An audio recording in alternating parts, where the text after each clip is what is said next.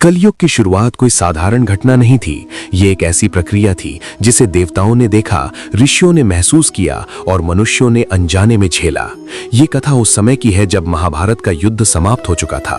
कुरुक्षेत्र की भूमि अभी भी रक्त की गंध से भरी हुई थी। आकाश भारी था, पृथ्वी कांप रही थी और धर्म अपने अंतिम चरण में खड़ा था। युद्ध जीत लिया गया था, लेकिन विजय का उत्सव कहीं नहीं था, क्योंकि सभी जानते थे कि ये जीत किसी की नहीं थी, ये केवल धर्म की आखिरी सांस थी। श्री कृष्ण मौन थे। उनका मौन सामान्य नहीं था, वो मौन किसी तूफान से पहले की शांति था। पांडव अपने ही कर्मों के भार से दबे थे। अर्जुन का गांडीव नीचे रखा था। भीम की आंखों में क्रोध नहीं, शून्यता थी। युधिष्ठिर का मन बार बार एक ही प्रश्न पूछ रहा था, क्या यही धर्म था? इसी समय आकाश में देवताओं की सभा चल रही थी। इंद्र चिंतित थे, ब्रह्मा मौन थे, नारद विचलित थे, क्योंकि उन्हें पता था कि अब वो समय आ चुका है जिसकी भविष्यवाणी युगों पहले कर दी गई थी। कलयुग की शुरुआत से पहले ब्रह्मांड में अजीब परिवर्तन होने लगे थे। सूर्य की किरणों में तेज कम हो गया था। चंद्रमा बिना कारण रक्तवर्णी दिखाई देने लगा था। पशु अस्वस्थ हो रहे थे। ऋषियों की तपस्या भंग होने लगी थी। मंत्रों का प्रभाव कमजोर पड़ रहा था। ये सब संकेत थे कि त्रेता और द्वापर के बीच जो संतुलन था वो टूट चुका है। महाभारत युद्ध केवल एक युद्ध नहीं था, वो एक युग का अंत था, और हर युग के अंत से पहले प्रकृति स्वयं चेतावनी देती है। हिमालय की गुफाओं में साधु ध्यान से जाग उठते थे, क्योंकि उन्हें धरती के भीतर कंपन महसूस होते थे। गंगा का जल अचानक अशांत हो जाता था। समुद्र बिना कारण गरज उठता था। इन सब के बीच श्री कृष्ण जानते थे कि उनका समय अब इस लोक में पूरा हो चुका है। लेकिन कलयुग की शुरुआत उनसे जुड़ी हुई थी, क्योंकि कलयुग तभी आरंभ हो सकता था जब श्री कृष्ण इस धरती को छोड़ेंगे। ये नियम स्वयं ब्रह्मा ने बनाया था, क्योंकि जब तक पूर्ण अवतार पृथ्वी पर रहता है, अधर्म पूरी तरह जन्म नहीं ले सकता। यही कारण था कि कलयुग द्वार पर खड़ा था, लेकिन प्रवेश नहीं कर पा रहा था। उधर कलयुग स्वयं एक चेतना के रूप में अस्तित्व रखता था। वो कोई राक्षस नहीं था, वो मनुष्यों के भीतर जन्म लेने वाला अंधकार था, लेकिन उसे पृथ्वी पर उतरने के लिए अनुमति चाहिए थी। ये अनुमति केवल तब मिलती जब धर्म का अंतिम स्तंभ भी कमजोर हो जाए। उस समय धर्म 4 पैरों पर खड़ा था, सत्य, करुणा, तप और दान। लेकिन महाभारत युद्ध के बाद केवल एक ही पैर बचा था। सत्य भी डगमगा रहा था, क्योंकि युद्ध में छल हुआ था। करुणा मर चुकी थी, क्योंकि लाखों लोग मारे गए थे। तप कमजोर हो गया था, क्योंकि ऋषि भी क्रोध में थे, और दान केवल नाम मात्र का रह गया था।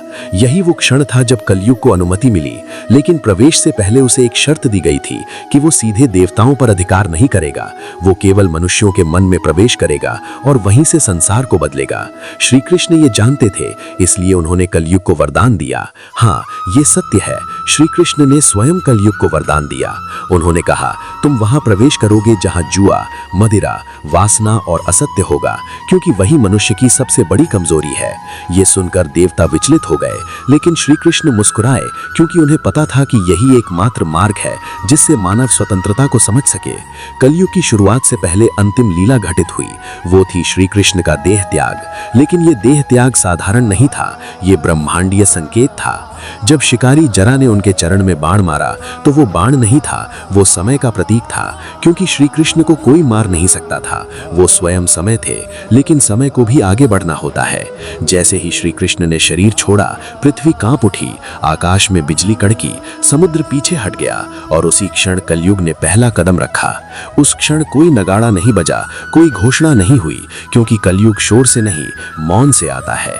उस दिन से मनुष्य बदलने लगा। राजा का धर्म कमजोर पड़ गया, पुत्र पिता से विद्रोह करने लगा, गुरु की जगह धन को पूजने लगा, ज्ञान बिकने लगा, सत्य भारी होने लगा और झूठ आसान लगने लगा। कलयुग का सबसे बड़ा हथियार तलवार नहीं था, वो था भ्रम।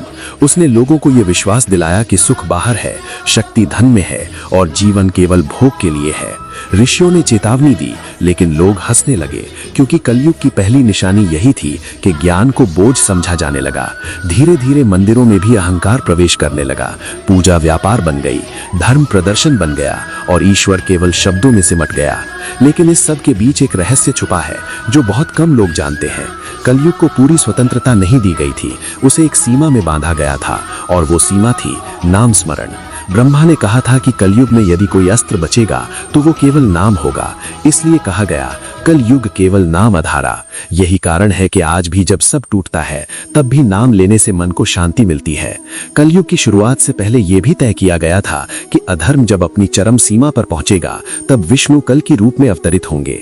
लेकिन वो अवतार केवल युद्ध के लिए नहीं होगा, वो चेतना को जगाने के लिए होगा, क्योंकि कलयुग का युद्ध बाहर नहीं भीतर लड़ा जाएगा। यही कारण है कि आज भी संघर्ष मन के भीतर है और यही वो रहस्य है जो कलयुग को सबसे भयानक बनाता है, क्योंकि इसमें शत्रु दिखाई नहीं देता, वो आपके भीतर बोलता है, निर्णय बदलता है, रिश्ते तोड़ता है और फिर मुस्कुराकर कहता है ये तुम्हारी इच्छा थी। कलयुग की शुरुआत से पहले देवताओं ने मनुष्य को चेताया था, लेकिन मनुष्य ने सुनना छोड़ दिया। यही कारण है कि कलयुग दंड नहीं परीक्षा है, और ये परीक्षा तब तक चलेगी जब तक मनुष्य स्वयं ये न समझ ले कि अंधकार बाहर नहीं भीतर है। और जब ये समझ आ जाएगी तभी कलयुग का अंत स्वतः शुरू हो जाएगा, क्योंकि युग बदलते नहीं चेतना बदलती है। और यही वो सत्य है जिसे जानकर भी बहुत कम लोग समझ पाते हैं कि कलयुग की शुरुआत किसी तिथि से नहीं हुई थी, वो उस दिन शुरू हुआ था जब मनुष्य ने अपने भीतर के धर्म को त्याग दिया था।